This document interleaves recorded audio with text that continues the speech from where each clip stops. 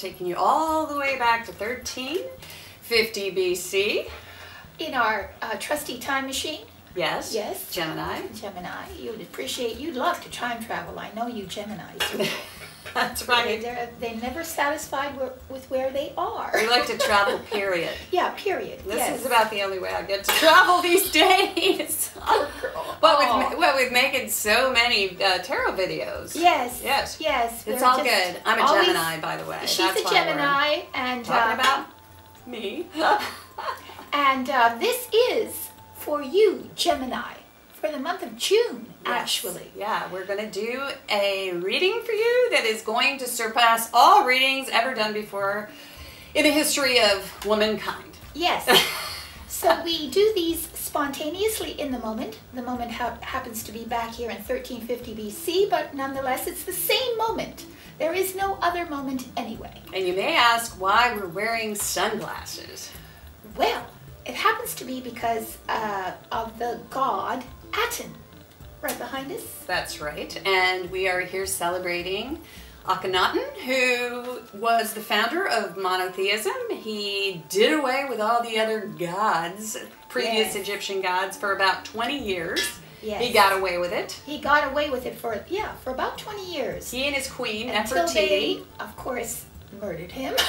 Right on. Yes, nothing changes that rapidly, but that idea nonetheless took root, and several hundred years later, some other monotheistic religions sprouted up. Yes, they and did. So we honor Akhenaten and his beautiful queen Nefertiti, the glamour couple of the ancient world. Who also reinvented art. They reinvented art, they reinvented religion, and they also brought to the forefront the idea of feminism, that is, honoring the feminine divine.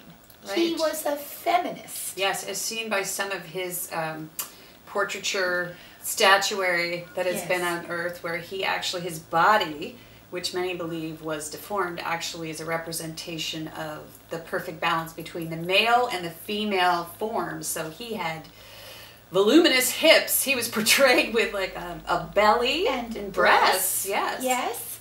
So he was not at all shy about recognizing his inner female. Yeah. And so we're all balance of the two. Right. And so, I mean, what a radical... He was a poet, too. Yes, he was. He was a poet. He was a poet. Just a pure iconoclast. Yes. Some say he was the bad boy of ancient Egypt. And last but not least, we are in Amarna, which was in the center of the Egyptian desert, in between the two previous capitals of the Northern Kingdom and the Southern Kingdom. Which is very interesting because it's hot here, and there's nothing going on now. but desert. So, as we say, it was the Las Vegas. It was the Las Vegas of the ancient world. Yes. And it was where people did go and to play, literally, to play and to have fun. Yes. And so it was quite a trek to get out there with the camels and such, but once there were pools, there were gardens, there's even a zoo back here. That's right, that's right. So, yes, so let's take a look at you guys. Oh, yes. See if we can take a look. Ooh, check out my sunglasses. Hello. Look what they have back here. That's pretty in cool. Armana.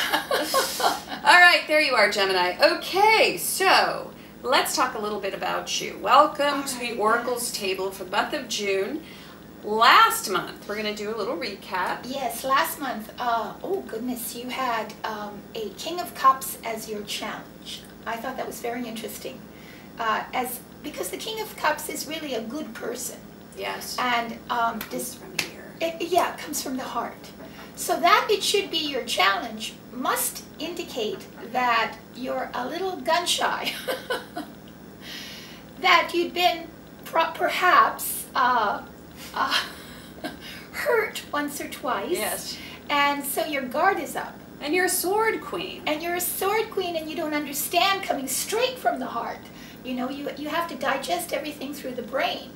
And so that's why you were challenged by that. But yeah, and we did have the goddess. Remember, the Empress was the first card. He must think of you as a goddess, in fact. And so we had said also Gemini is a little detached from that side of themselves, which is really the central nature of the female. So that was at play all last month. And then we had at the very end. Oh, you had healing. Moving into your sanctuary, whatever that may be, wherever that may be, and then healing from past wounds. And so perhaps the King of Cups was facilitated that healing process for you. That's right. So let's see. What a month. What a month. What does June bring? I can hardly wait. She's a Gemini. I can hardly wait. I always love this part. All right, so we have a classic 4-card spread. The first card is your overall tone of the month, what colors the month, what decorates it.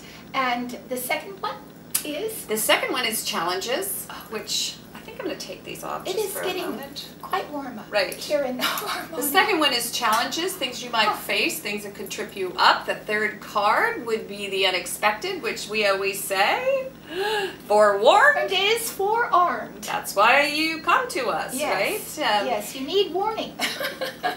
Last card would be the outcome of the month, or just sort of an overall sort of wrap-up of what to expect. You ready? I'm ready. Here we go. Here we go. You will see if the devil comes up. There's the Hangman again. All right, the first card is the Hangman. The Hanged Man. But he's upright. But he's upright. That's a good thing. Oh, that's a wonderful thing. Okay, this is an extremely spiritual card. Yes, it is. Because along your journey through life, there is a point at which you come where you need to stop, detach, stand on your head, and see the world through a completely different perspective. Right. We had this card, I cannot remember who it was for. Was it? Oh, it was, and we had said, come to us. Yes. It's like a self-imposed suspension from class. Kind of like, yes, like what used to happen. It's true. Life is right. A school. Yes. So you're going to give yourself a break. But not just a break. You're going to take a time out. Yes. Which is nice because you need to step back and kind of see, without judgment, without putting pressure on yourself, Gemini. You need to like put yourself in a sort of stasis we had talked about before. So that would be sort of similar to sort of a non-judgmental state of mind. Yeah, kind of like being in one of those deprivation tanks. Oh yes. Where it goes dark and you're floating and all you hear is this beautiful music and you're not really evaluating, because Geminis are constantly evaluating. They're juxtaposing different elements of their life, comparing, making, and so that they can kind of make rational sense of everything. Right, which is cool because actually we are good at this. Oh, you're very good at that. We're good at, like, if life is a maypole, boy, we can dance around it and drive people who are in our lives absolutely crazy by changing our minds. But we're not really changing our minds. We're just saying, well, what if we did this? Well, maybe we should do that. Well, what if it, came to this and we sort of made it turn out this way? It's like many scenarios for Gemini. But what's beautiful about this is because by detaching, you see, and allowing the spectacle of your life to sort of appear before you, you can in fact see it differently. And what perhaps didn't make sense before or was befuddling you will make sense to you. So this is a whole month of literally meditating on your life. And so it's a beautiful month, actually, because the Geminis tend to become caught in the fury of their life. You know, they have so That's much going true. on, and they're caught in every single aspect of it, trying to do the best they can no matter where they are, and it might fatigue you. You see, you ultimately, this drains you. Yes. And so this will be an opportunity to get that energy back inside of you. I just remembered it was for Scorpio. Scorpio had this because we said hang a do not disturb sign or make one out of poster board. Right, and it was in there. And put it on your door. Unexpected, wasn't it? Yes, yeah. Yes. And we had to, yes, I remember. All right. So call your Scorpio friends. See what they're doing. Yeah. Hang out together. How they're getting through their self-imposed suspension from the school of life. Right? That's what it is. Right on. Okay, All next right. card. Mhm. We have Gemini's card. Right. And so the challenge really is, if you are single, as you said, Yes. to balance the male and the female, because Gemini is a very male sign. And last month we had the Empress in the position that was the first position. The overall complexion of the month. Right. Of the month. So would seem to me that the challenge would be to maybe revere your sensual nature, your more feminine nature within your relationship, or just within yourself. Yeah, it's the heart and the mind. Yes, it is. It's the opposition between the heart and the mind, which is what a Gemini is always dealing with. To go with the heart or to go with the mind. They tend to want to go with the mind because it's something that they can control. It makes sense. We're Makes sword sense. queens. That's right. What do you It makes expect? sense. This is not a comforting place or a because comfortable place No, it's not for totally. Geminis. Mhm. So that's your challenge. Yeah, and the reason we expand on this card is it keeps coming up. It keeps coming up for you, Gemini. And it could also mean there is going to be a major karmic decision coming up this month in terms of love, your soulmate. I mean, really, that's what this card usually describes. Right. Just more on a mundane level. Actually, there are two major arcana cards here, so it seems like June is quite a month for you because of this rather major decision that you have to make, or at least you're confronted with the issues concerning a love relationship. But that's probably why the Hangman showed up first. Yes. Is it sets you into this mood that carries throughout the month. Right. That of ruminating, of seeing relationships from a totally different perspective. Right. That's it. That's perfect. Okay. I gotta see what the next card is. She can't wait. We go on and on about the lovers. Sorry. Oh, of course. It's the deep subject, is it not? Yes. I want to see it first. Oh no. Another major arcana It's not card. the devil, is it? You could only wish. Oh my gosh. Oh, once again. We've had this Yay, before too. yes. Okay, it's Temperance. Temperance. Which is really nice in the position of the unexpected, and I really feel like this is a card that we had previously. I'm going to have to go back and check, because I want to know. I drink the Ava and Trudy Kool-Aid. I watch my videos over and over, just like you guys hopefully do too. Yeah. And it comes true for us as well. So our predictions come true for us. So. Yes, so Temperance, what we have in this card, well, of course, I love this card because it was called Art. Yes. So this card tells me that you need to unexpectedly go to your art. Yes. We That's all, as Geminis, are very talented, multi-talented. That's right, you are. So that is always a great place to go. And sometimes the challenge can actually make us, better. Right. Or it inspires us. Right. Love, of course, inspires wonderful poetry, wonderful music, great YouTube videos. Yes, so if you fall in love, yes. It'll inspire your art. And of course, love is the greatest inspiration of all. So this is you discovering your art, or immersing yourself in it, or the card is Temperance, patience, having patience with yourself, having patience with your relationship. and discovering unexpectedly that you are patient. It's also about kindness. It's also about compassion. Mm-hmm.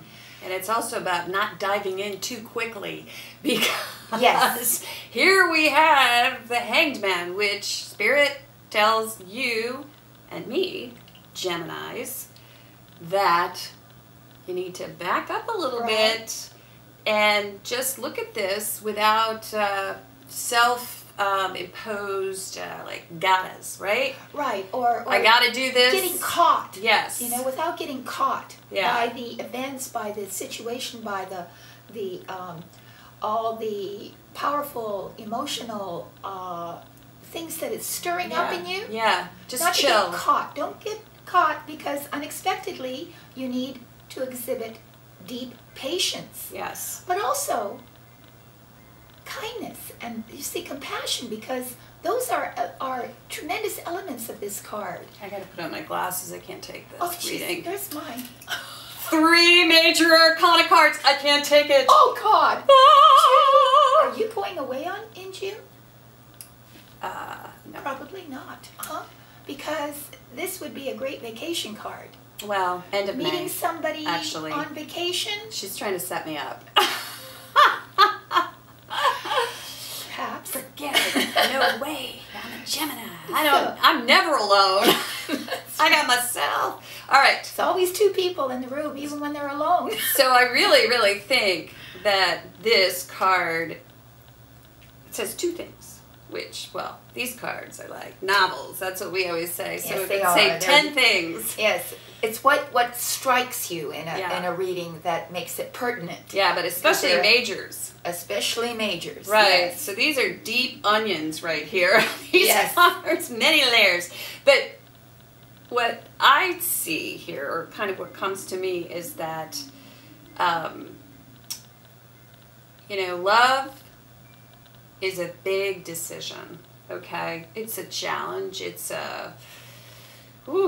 it's the one thing I feel that Geminis probably feel as if they don't need sometimes, because they do have themselves. So, just reevaluate, just step back and just take the pressure off of yourself. It's a guardian angel too, so always, if you're wanting some answers, simply ask your guardian angel. We have many around us. Just sit quietly and listen for an answer. They'll always help you. I can't wait to find out what the last card is. Let's see it right now. I have to see it again. Oh, what is it? It's not bad. It's not a major arcana. It's not the end of the month. Woo! Woo! Finally! Let's see it. 3 of Wands. Upright. In the upright. So we've got all this super, fateful, big time stuff happening, and then the end of the month we just have a wait and see. Well, card. It's more than that. I think of it as a little bit more than that. You know what it is? I mean, it certainly is. You've launched whatever it is you've launched. The 3 of Wands. Whether it's passion, whether it's your creative project, whether it's you've initiated a relationship, all that, and you need to see what happens with it. Yeah, okay? because it's not a 4. Right. A 4 would mean you had actually formed some sort of stable situation within this relationship. This is like the card on the way to forming the relationship. But this card is also very interesting, you see, because he's on the very edge of his kingdom, and he's launched his ships out. The ships are full of the things that he's created. And what this is also is sort of looking beyond the horizon, seeing the situation more than in the way that you're used to seeing things. In other words, stepping outside of your box and kind of taking a risk, a chance, doing things in a way you're not used to doing them. It's almost like a fool, but a little bit more planted and firm. So you've already established many things already. The 3, you're secure in what you've done. But now you want to take it a little bit further out, more globally, let's just say. Yeah, I think that's exactly what this reading is about. It's like actually putting one foot in front of the other. Right. Like you've taken a baby step, and then this card represents taking the first real step Out. toward the relationship. Towards the relationship. And again, it could be that, or it could simply be because, you see, unexpectedly your art comes up, right? Whatever your art is, and that puts you, because the next card is the 3 of Wands, that puts you into a position where now you say, oh, well, maybe I've limited myself. Right. Well, it's kind of like you're a mad love scientist. Oh, that's where she comes up with Because this. Temperance is all about the alchemical reaction turning base metals into gold. Yes. So that's what comes up unexpectedly, temperance. Right. So that's alchemistry. So basically, here you are, checking it out, trying to figure out how to do it differently this month. That's right. Stepping back, doing it not the way you did it before. Right. Yes. Whatever you did before, you're not going to do it that way. You're not going to do it that way because you've gotten a new perspective on life, on the situation, on your art. And at the end of the month, you're ready. Yeah, you got the beakers out. You got the beakers out. You got the Bunsen burner going. And you actually are getting ready to start some of your experimentation. That's right, that's right. Yes. But in alchemistry. Yes, you're going to turn whatever you've got here, which is, again, we come back to the Lovers, which is the challenge. The Lovers can mean a lot of things to a lot of people. It can just mean you're going to experiment with self-love. With self-love, with balancing your inner being, the mind, the body, the soul, to bring them all together in a balance, which provides you total health. The masculine and the feminine Right. aspects of who you The are. anima and the animus. Right on. Yes. And then, if you are in a relationship already, it can just mean you're going to shake it up a little bit and do it differently, and your mate or your spouse isn't even going to recognize you at the end of the month. No. Because you're going to take that first Yes. step. Now, That's right. And maybe it even means planning a trip abroad or a trip to, say you want to go to Afghanistan or something. Ooh! Better cut that out. Afghanistan is beautiful. Okay, never Yes. mind. All right. But if you are actually looking for love, Uh-huh. you are going to look for love in a completely new way. Right. And you're going to experiment. Right. And you're going to take the first step, which maybe you kind of have been waiting to take that first step. But by the end of the month, you're going to take a step toward love, for love. For love. For your love, whatever that love may be. Right. You're going to do it a little bit unorthodox. Right. And you're going to turn somebody else, perhaps, your potential lover, you're going to turn them into solid gold. Yes. Yes. Yes. Yes. Or you're going to, take something that could be sort of two people who are, on their own, sort of doing mundane everyday things. You're going to go from two people doing that to two people being golden. Right. Not unlike Akhenaten and Nefertiti. Yes. Like they got together and look what they created. Oh, you know they had 6 children? Yes. Isn't that amazing? Mostly 6, daughters. Mostly daughters.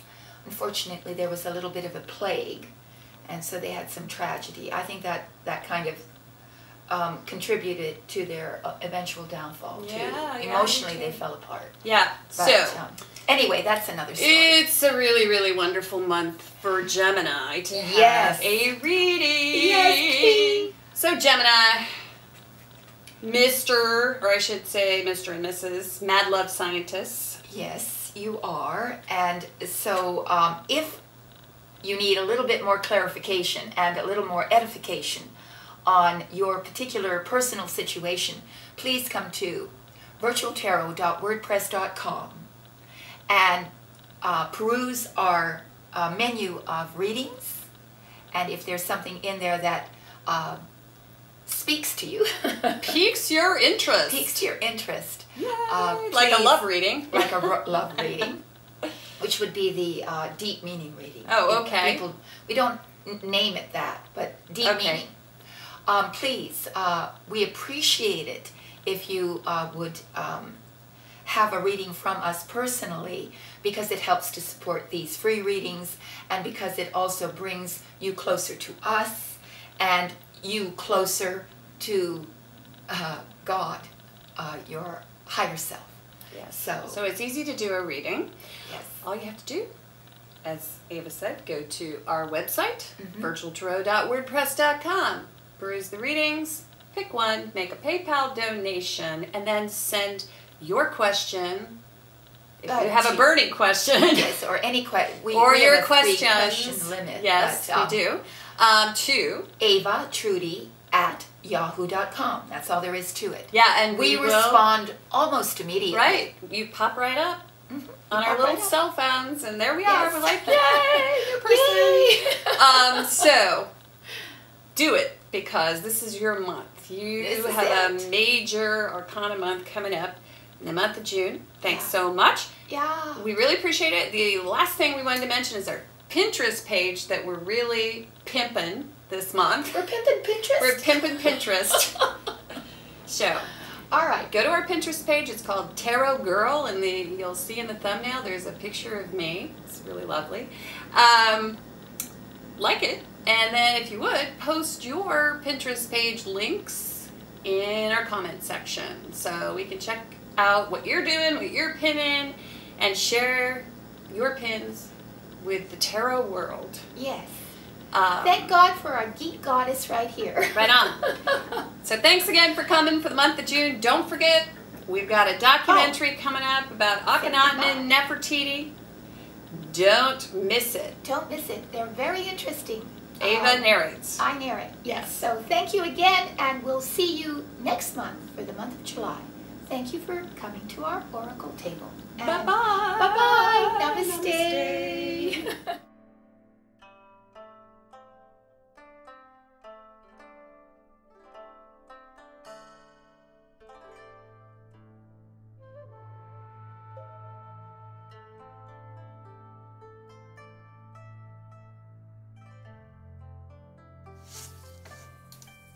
This month we explore the extraordinary story of the reign of the pharaoh Akhenaten and Nefertiti, who ruled Egypt for about 17 years between roughly 1353 BC and 1335 BC. Akhenaten was known as an iconoclastic genius, a poet, and a philosopher. While even just a boy, he fought against the selfish and the strong, whom he identified particularly with the priests of one of their pantheon of gods named Ammon. This was a polytheistic society in ancient Egypt, and the priests of Ammon were prone to tyranny, and so Akhenaten resolved to destroy the priests and their gods, and to supplant them with his god, with a single god named Aten, the sun god. The high priest had been accustomed to occupying high and influential positions at the court of Akhenaten's father, Amenhotep III. One of the priests had been a chief treasurer, another a grand vizier. But the single-minded and rebellious Akhenaten, when he ascended to the throne, began to embrace and develop the theological beliefs of the obscure Aten solar cult. And he set forth to convince an unheeding world of Aten's sovereignty over all of creation, thus making Akhenaten the first monotheistic ruler of the ancient world. Akhenaten had the noble desire to make all men wise, just, free, and mild. But Akhenaten was also a feminist, believing in the equality of women, as was proved when he married his wife, Nefertiti. She was a queen consort and became co-regent and equal to the pharaoh. She was committed to Akhenaten's vision and is often portrayed worshiping beside him. The royal couple delighted to appear among the people, accompanied by their children. Nefertiti, in some works of art, is shown standing equal next to her husband, symbolically showing that she was equal to her husband. As time went on, treason was attempted by the priestly party, which roused the ire of the strong-minded young king, for he suddenly began a war of bitter persecution against the god Ammon. Everywhere the god's name was chipped from the monuments, the tombs were entered, and the young pharaoh did not spare even the name of his father. It was at this time that he became officially known as Akhenaten, the spirit of Aten. Akhenaten decided to leave Thebes then, and at El Amarna, about 250 miles north, he caused to be laid out a garden city in which were built a gorgeous palace which surpassed that of his father, and a great temple dedicated to the one and only god, Aten. Akhenaten was a proud and profoundly serious man with a great mission, a high-souled prophet. Akhenaten believed it sinful to take away the life which Aten gave. No sacrifices were offered up at his temple. The fruits of the earth were laid on the altars instead. Aten was revealed in beauty, and his worshippers were required to live beautiful lives, believing that the cultured mind abhorred all evil and sought after only that which was most excellent. Akhenaten promoted the idea of the universal brotherhood of man and conceived that the world was beautiful and was pervaded by universal peace. And though Aten, the god, was a sun god, he was not actually the material sun. He was the first cause manifested by the sun, from which all things came, and from which ever issued forth the life-giving and life-sustaining influence, symbolized by rays ending in hands that support and nourish human beings. No grand theology has ever appeared in the world before such as this. It is the forerunner of the later monotheistic religions, while it is even more abstract and impersonal, and may well mark as scientific theism, which in our modern world would be equivalent to the ideas of the 20th century mystic Rudolf Steiner. Akhenaten died while still a young man, and the causes of his death are unknown. But there is speculation that the new pharaoh was in fact Queen Nefertiti, who ruled as a man and attempted to hold together the collapsing dreams of her husband.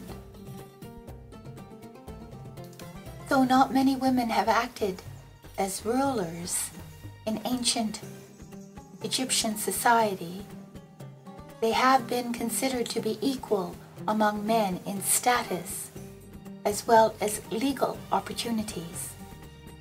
Women were shown to be allowed the opportunity to take part in the economy, such as their role as merchants.